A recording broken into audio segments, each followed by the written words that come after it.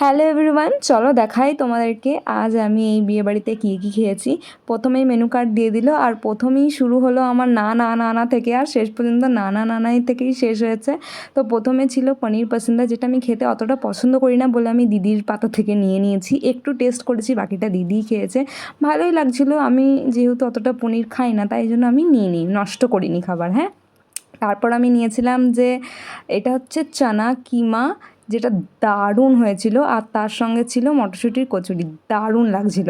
আর তারপর ছিল ভেজ মুগ ডাল, ভাত আর পটল চিংড়ি, যেখানে আমি পটল পাইনি, আমি খুঁজছি, তো তারপর আমি পটল পেয়ে গেছি। আমার সঙ্গে এই ব্লান্ডারগুলো কেন হয় কে জানে, কি বলবো। আর চিংড়িগুলো কিন্তু ভালো ছিল, একদম ছোট্ট ছোট্ট কিউট কিউট। তো তারপর ছিল হচ্ছে মাটন, কিন্তু আমি তো মাটন খাই না, তাই জন্য মাছ, বড় সাইজ পিসের মাছ নিয়ে নিয়েছি।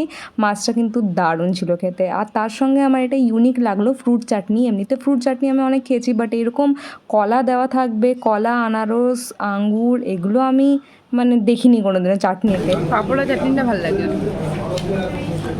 এই প্রথমবার আমি এমনি চাটনি খেলাম, বাট চাটনিটা কিন্তু খুবই সুন্দর লাগছিলো খেতে। তো লাস্টে সব কিছু খাওয়ার পর মিষ্টি টিষ্টি আমি কিছু খাইনি, আর লাস্টে একটা জলজিরা সোডা দিয়ে আমি আমার খাওয়াটা শেষ করলাম।